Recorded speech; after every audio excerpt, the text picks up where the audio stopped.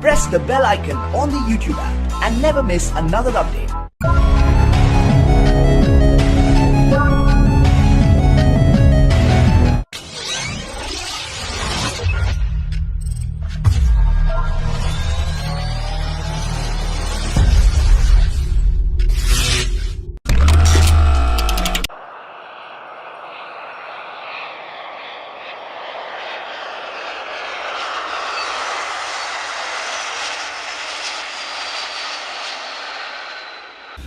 Dassault Aviation, the French maker of Rafale fighter jets, may build its business aircraft in India, in a boost to Prime Minister Modi's push to encourage local manufacturing.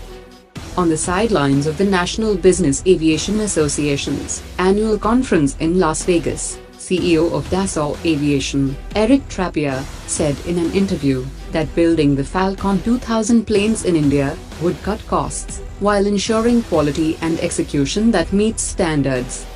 The Falcon 2000 is a twin-engine French business jet, and a member of Dassault Aviation's Falcon business jet line.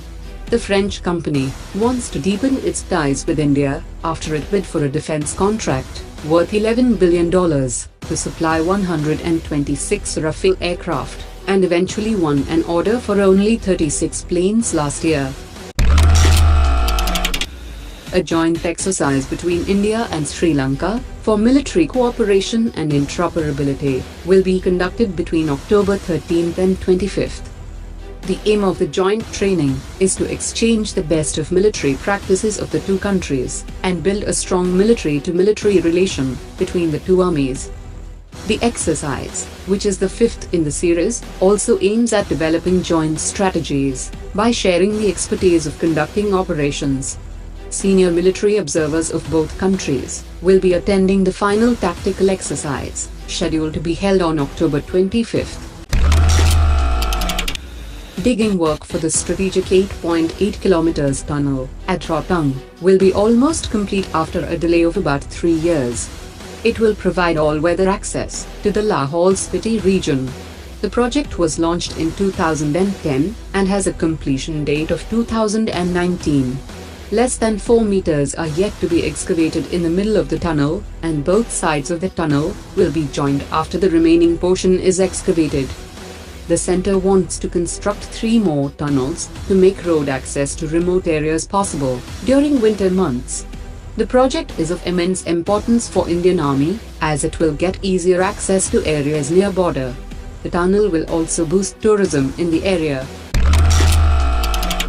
The Afghanistan government has called off a meeting with the Pakistan delegation, which deals with the implementation of a transit treaty on trade, as the Afghanistan government wants India to be included in the deal.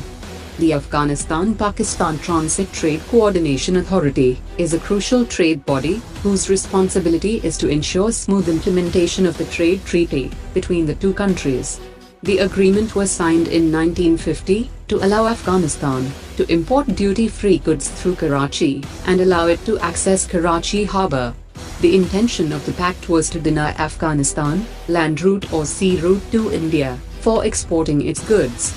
The Afghan government has begun to realize limitless opportunities in trade potential with India, and is now looking to find ways to open a space for India in its future dealings with Pakistan. Cochin Shipyard Limited has emerged as the lowest bidder for a project of the Indian Navy, and the 5,400 crore rupees contract for 8 vessels for the Indian Navy is likely to be concluded with the Ministry of Defence after due process. The order was bagged against a tender which was issued by the ministry, in which both private and public sector yards had participated. The company is into constructing platform supply vessels for exports and aircraft carrier for the Indian Navy.